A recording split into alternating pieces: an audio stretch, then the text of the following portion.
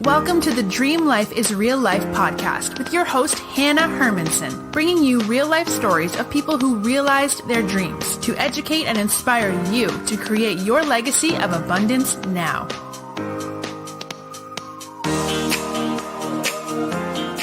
Hello, everyone. Today, we are hanging out with Lisa Clayton.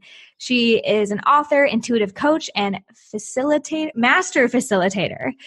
She's the founder and president of Source Potential, a human development company, where she offers more than 35 years of experience in professional training, coaching, and consulting. Lisa created a unique learning method for developing individual potential and application of learning concepts, which was used worldwide by clients such as American Express and HSBC in their facilitator certifications. Lisa conducts intuitive readings as an ordained angel minister and specializes in connecting individuals with their spiritual resources. From her passion for heart-centered focus and intuitive living, she then became a heart math certified trainer and licensed coach. And now she focuses upon coaching management for executive levels and staff group trainings in organizations and corporations. Plus, she conducts private, individual, group, and family sessions. What a full introduction. Lisa, welcome to the show. Thanks, Hanna. It's so great to be here. Yes, I love how the stars aligned to have us be connected, because I love all of these aspects, right? You have such a strong background in the strategic business, working with American Express, and also, using intuition and more of the energetic aspects of helping people, get to their best self. Mm-hmm. So I would love to start, How did this all come to be? Where did these 35 years of experience in training, coaching, intuition, where did it all start for you? It really did come from my intuition and my desire to always keep leveling up experiences for people. So I actually started out as a school teacher, 4th, 5th, and 6th grade school teacher, and became very frustrated with the school system and the tools that we were using. So I launched off into a textbook company and started writing ancillaries to make learning more engaging and powerful for children and teachers. So every career hop I've had, I'm always looking at how to make the learning experience and the evolution of someone's heart and soul soar. So I've always been a little bit ahead of my time as I've popped into different organizations, and especially when I started Source Potential. And when I started Source Potential as a human development company, people were in American Express, HSBC, GE Cap, they all hired me as a consultant to come in and make their learning and their required curriculums come alive. So they would say, we want you to connect with the potential of our employees, our executives. But you know what? What's that source thing all about? Mm-hmm. And I'm like, well, source is the heart of it all. I mean, that's getting people connected to their intuition, having their heart guide them. And they're like, oh, no. That's way. Yes. That's way too woo-woo. Okay, I'm just relating with so much that you say here. I mean, the first piece is let's just take a moment to appreciate the fact that you can be an educator and not necessarily have a 2nd grade classroom. And so I think, you've been doing this for a couple more decades than I have, but I think it's really empowering to just remind people, especially a lot of our service, people offering a service, listening, that you can teach in so many ways other than traditional paths. And so whether that's supporting a textbook company or doing trainings, we're all always learning. So I love that sort of just permission. You can still be a teacher and not be in the classroom. And then this other little secret that all successful people are connected to source, right? Mm-hmm. It's actually not woo-woo. Yet I've run into this with so many organizations living in the Bay Area, like Silicon Valley. No one wants that to be out front, right? Don't call it source potential. We know we need to get clear on ourselves, but don't don't, no. So it's so interesting that you've had similar experiences, but how did you navigate that? Because you're still talking about intuition. So how did you move through that phase of, no, some of that pushback? I started just focusing on the science of the heart and getting people just at least to get connected to their intuitive abilities through heart intelligence. And that's where heart math came in. So I found heart math years ago. Actually, I became a member of the Institute and started practicing the techniques. So that's the source that I started bringing in to people that then I could once I get them connected to their heart and with these self-regulated techniques, then I could talk more about the intuition, following the intuition, because every single success story that I've had in going from career to career to career came from my listening to my intuition. And that starts in getting connected to your heart. So that's how I could bring more of the source in and work with the feelings and emotions that people were having. And then I just took that deep dive into my spirituality to where I became ordained as an angel minister, because I've always had a connection with my resources in divine. And so then that's where now that's becoming more accepted. Mm-hmm. All the people that I'm working with, I started an inner leader movement 2 years ago. And when I started this movement, all the people who have come forth are people looking for change, successful executive women who are just yearning for more. There's this nudges. And so now I can bring in even more of that source, creator energy that we're all connected to. But in the beginning, to get people connected to source, it was through their heart and really starting to do the heart work. And work and listening to their intuition and making not a logical, but a plan of action that fit where they were in their life. So it wasn't like they packed their bags and went on a mission. It was like, what can they do differently right in their making a difference in the corporate world? Because I was in corporate for 25 years. Working with teams and different groups all over the world. So it was just like getting them empowered to raise their heart frequencies and vibrations to create a coherency, to create more calm and ease in their jobs. And basically, before I knew heart math, that's what I did. I didn't even realize I was doing that just by the essence of my work that I did personally on the inner realm. Yeah. I'm super curious. Like, what does this look like? Like, can you give us some specifics but maybe it is using heart math, or like, what have been your tools or experiences in getting clear on your intuition, even finding where to listen, or where do we start? Mm-hmm. And I think that's a great question, because I searched for that for a long time.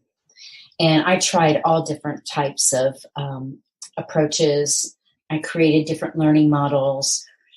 And what I learned was that it is so important to connect first with the heart. And when people can connect with their heart and they can start realizing that they have the power to be able to shift their emotions. This isn't about positive thinking. This is about actually feeling a difference in shifting your emotion from being sad, depressed, to feeling more calm and ease. And that's what heart math does. Heart math is self-regulated tools that get you into a neutral position. So it's based on heart rate variability, which is measured by the emotions, basically. That's the simplest way to put it. So the emotions that you're having create either a coherent wave in your heart rate variability or an incoherent wave.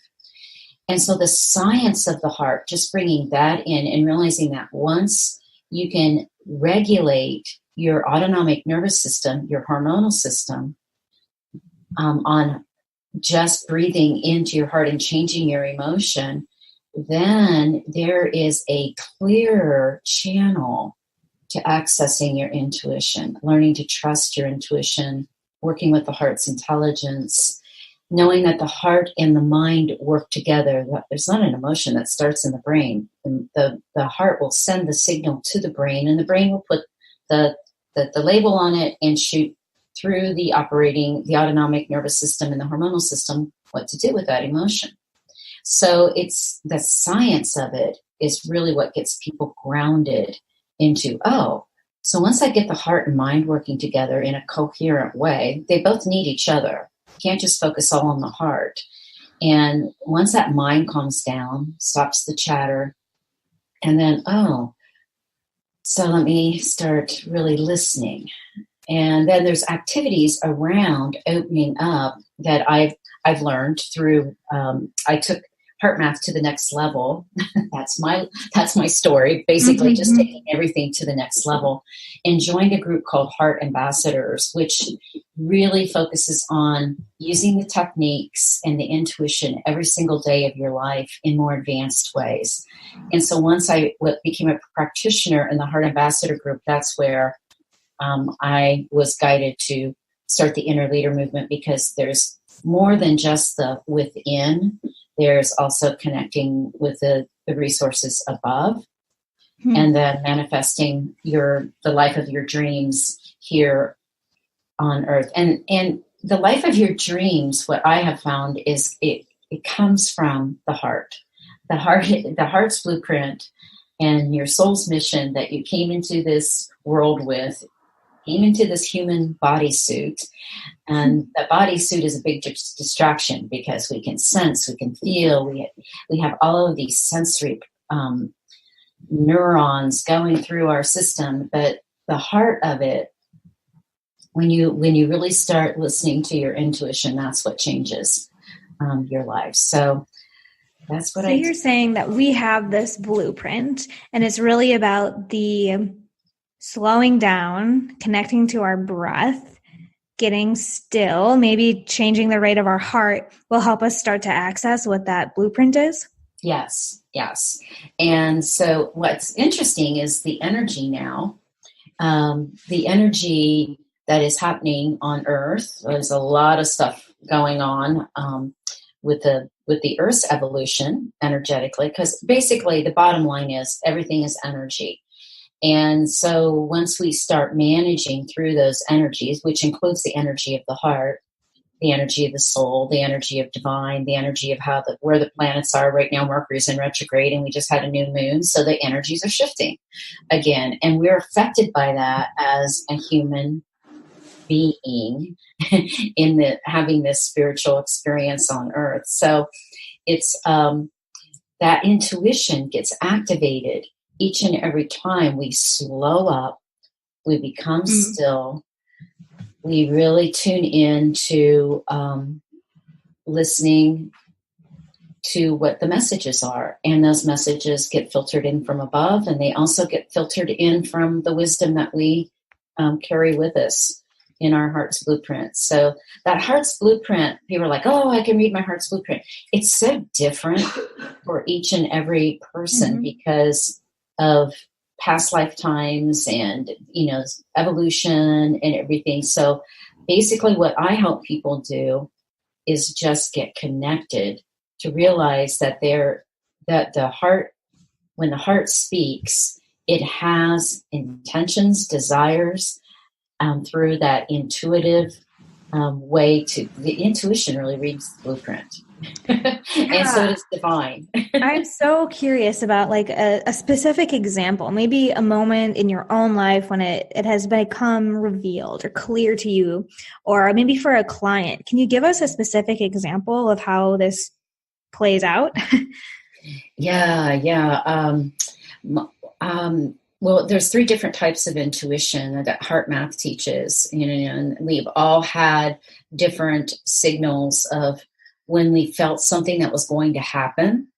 We didn't quite understand what it is, and that's the heart signaling out that connection. And I won't go into those 3 different types of intuition, but the examples are that every time I got a chill or a breakout, it was it's very interesting because sometimes the intuition will react physically.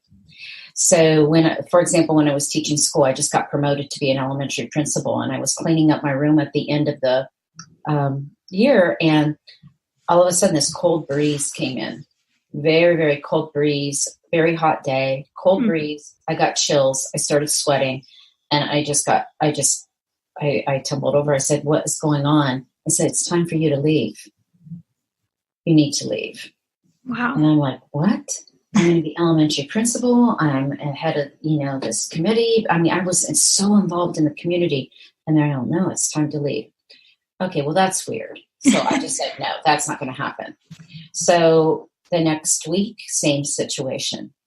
Got all cold, the chills came, and it's time to leave. So I quit my job.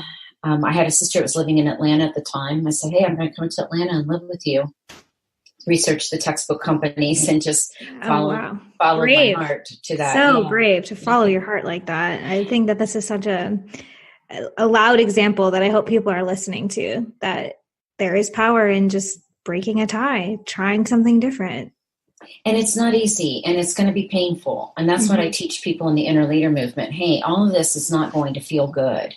However, it's going to give you the most fulfillment and satisfaction in your life, because right now what you're doing is not working because you're feeling miserable, either in a relationship, in a job, with a family member. And so once you start working with the intelligence and intuition of the heart, you do gain that courage. You do gain that confidence. I was in my 20s when this was happening, and I just took that leap of faith. But every time I took a leap of faith, so here's where the divine and the above resources come in. Every time I grew up in a very religious background, and I didn't believe in the religion, but I did believe in a higher power. I did not believe at all the things they were teaching and telling me that I should do or shouldn't do. However, every single time I got an intuitive hit, I checked in with the above, and I prayed, I meditated. I said, "Please give me a sign. Let me know if this is really what I should be doing." And every time I got that reinforcement. Wow. So that's kind of a great example of that source coming through, and also guiding your higher heart's intuition and guidance. Yeah. And just that openness to receive and examine. And then the big thing of taking an action once you see that sign. I think that this is resonating a lot with me and my story. And I know lots of listeners could be in that position where it's like, oh crap, if I've been ignoring the signs and if that's coming up for you, it's definitely, a good practice to be tapping into some of these stillness practices that we're talking about today. Yes, absolutely. That's the message is coming through. I'm an intuitive, so I do lots of readings with calling in your resources from above to guide you through this time in your life. And every time that you get a message, it's not easy to say, "Oh, really? I'm supposed to leave this relationship? Well, how's that going to work?" So it's really, really super important to get still. So my point is, back up for a second, that the messages that I'm getting when I'm doing intuitive readings is stillness.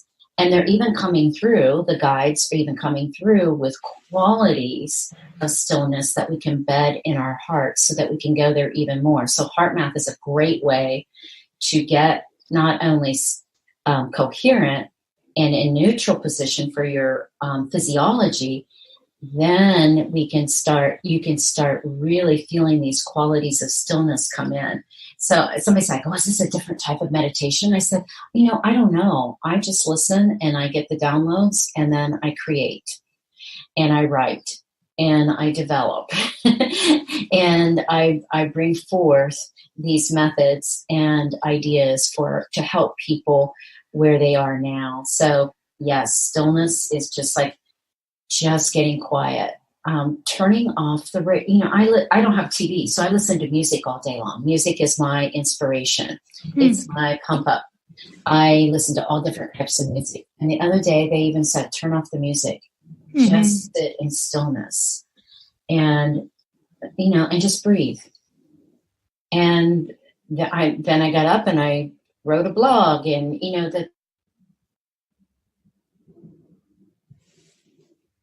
Yeah, so much power and creativity in that still space. So such powerful experiences. And it seems like you've been able to take your own personal gifts, experiences you've had in your life, and create a business around it. So I want to transition now a little bit more into how can other people sort of channel or package their gifts into a business model. You've had lots of experiences, you've had lots of offers, it sounds like. So can you talk us through just your own entrepreneurial development? Yeah, I think, and that's a really great question, because I think you have to have a core set of services that people are in need of. So for me, being a teacher, being an educator, and being passionate about how people learned, I developed a learning model of training trainers. So I just found a niche of where I could practice getting people to expand their potential and get connected to their source. So you start with, what is it that I could offer that I'm really, really good at, and that I could, and where's my network, and who are my, where's my target market? So if, for example, teaching. So once I decided I was leaving teaching, I started talking to every tech, I wanted to go into textbook publishing. I knew no one there. So it was like, I started talking to every rep that ever came into my classroom. They started networking for me. And then I put together a package of what I could offer a textbook company. Here I am, a teacher coming in to say I'm a writer. And so I brought examples of writing that I had done, and examples of modules that I had placed, learning modules I had placed in my classroom, creative ideas that I had done, put together a package. You have to brand yourself. So I always said to them, I'm not a teacher. I was a creator in teaching. And that got me a job immediately in the textbook company. So you find it, you take what you're really, really super good at, you put it in a package, and you that's what you offer as your service. Yeah, that's how you brand it. So for example, when and so that was where it got tricky when I was in my spiritual deep dive. It's like, how am I going to make a living doing readings? Well, I really couldn't, because of living in California with the high cost of living, and because I wasn't known as an intuitive at that time. I am now. However, so I was like, okay, so I'll combine this. I'll combine my intuitive ways to put together a package for diversity and inclusion, because that's what I was working in at the time. So I, came in and brought in a whole different way to market diversity and inclusion in organizations, to get people connected first to listening to their intuition before they responded in a situation. Very, very simple. So made a lot of money off of that one. So it's just like taking what you have and really packaging it into a service that is needed in the clients that you're working with. Exactly. Yeah. This is what I'm always teaching and saying the same, like your first viable offer. And that starts with your strengths, your experiences, your network, and what problem can you solve, right? Just start by solving problems.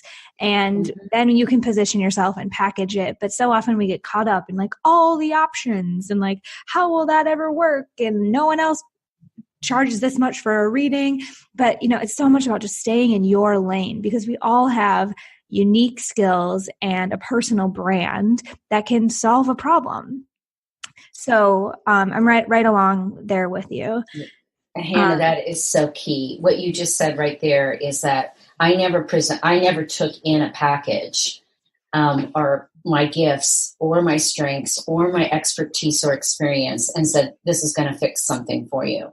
I went in to find out where their problems were first, what they were feeling. In diversity and inclusion, it was communication. Mm-hmm. So I just took my strengths in communication, put together a communication package for them to get them connected. And that's so key, because they're not just going to buy anything from you because it's what you're good at. Right. You need to be talking to their pain points, their aspirations, their challenges, and people will tell you, right? You don't have to sit back and think, oh, how do I sell this? If you're in conversation with the people you want to work with and serve, they will tell you exactly what they need. And you can say, well, great. This is how my skill set aligns with exactly what you need, as opposed to pitching yourself or selling yourself, which I know makes a lot of, especially service-based folks, uncomfortable. Yeah, and just staying true to yourself and really believing in your strengths. That self-sabotage will come in and try to bite you every time. I'm not good enough. Oh, look at that person. Look what they're doing over there. Oh, I should do more of what she's doing or he's doing. And it's like, no. Stay focused on your strengths and your gifts and package them in a way that will help others. And they will see that, because there's just too much of that competitive comparison, I like to call it, that gets us off track. Right. Yes. Oh, so many golden nuggets already, Lisa. In a moment, we're going to transition into a little pop quiz, which I know you will ace as a teacher and trainer. But I want to quickly let listeners know who this episode is brought to you by. We have one of our very first little sponsors, and the sponsor is me. So listeners, if you're, jiving with what Lisa and I are talking about starting to build your first offer, I've put together a free mini course just for podcast listeners to take a week-long deep dive into building and selling your first offer. So if that sounds like something that you want to take a deeper dive into, work with me personally on, that free mini course is available at dreamlifeisreallife.com/resources, and you'll be able to sign up for the course there. So to make sure that people can continue with this great conversation and really take action, but Lisa, I want to get a few more actions that you would recommend. So I have just 3 last questions for you. Are you ready? Yeah. Mm-hmm. You've talked about this a little bit, but I really want to get crystal clear on one action that listeners can take today that will help them get closer to their dream life. Practice more stillness and heart-focused breathing. Just get still and get your system calm and really just listen. So that's the first step, because our minds want to go 1,000 miles a minute and push us out there. And the energy right now is to get still, listen, and then write what comes through. That's science. That action step. Powerful science. Mm-hmm. Great. Question number 2 is, if you could give every listener a tangible gift, like a resource or a book or something that would really empower them, what would you like to gift all of the listeners? A tangible resource. From my own collection, or? Yeah, go for it. Yeah. We're into the shameless plugging today because it's for the benefit of all. So what do you have? Yeah. So I'm just recently an author of a great movement called the 52 Weeks of Gratitude movement. And so that book is available on Amazon.com.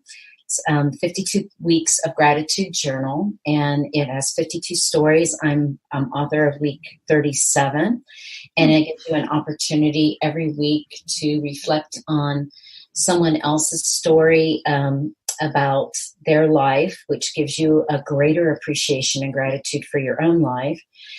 Just activating the emotion of gratitude and appreciation raises your heart frequency and vibration to levels that are like you become this radiant magnet. And so that in the journal, there's a place to write everything that you are grateful for that week. Nice time to reflect, get still. And then there's a mandala after each week that you can color if you're into just getting still and coloring. So it's 52 weeks of gratitude journal, Amazon.com. And you can also see it on my website at lisaaclayton.com. It's right up on the front page, and you can order it directly from there. But I have found that this book, I get asked, this is my third book I've contributed to, 365 Days of Angel Prayers, 111 Morning Meditations. However, this book, it really, because it's putting your heart onto paper of what you are grateful for, just raises that vibration and really starts to shift the energy all around you. So amazing. That would be my gift. Yeah. Okay. So that was question number 2. And I think for question number 3, you might want to just see my answer to number 2, because I want to know, where can people stay connected and learn more about your work? Is it at lisaaclayton.com? Would that be best, or somewhere else? Yeah, it's the homepage. I'm in the process of redoing my website right now because everything is evolving. However, that is the best place to go to learn more about the inner leader movement. I'm also running a special right now on intuitive readings for the next 3 weeks during Mercury retrograde, because people get really knocked off balance. And I'm working with the energies and bringing them into intuitive readings for people so that they can really use this energy of Mercury retrograde and the new moon and everything else astrologically in navigating through their life in the next 3 weeks.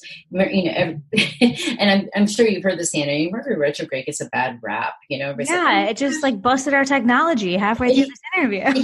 Yeah, and it does do that. I mean, everything's energy and its frequency, and that's what happens to the Earth's electromagnetic field when Mercury goes into retrograde. However, we don't have to buy into that. We can use that energy in a very positive way, and that's what I'm working with in my intuitive reading. So you can see on Book of Service, there's a very special for the intuitive readings this month too. Wow. Oh, Lisa, I am just feeling so filled up and grateful to you for all of the energy, wisdom, and inspiration you shared with us today. So we appreciate you. Be sure to check her out at lisaaclayton.com. And listeners, I will be back next week with another guest that will help you make your dream life your real life. Until then.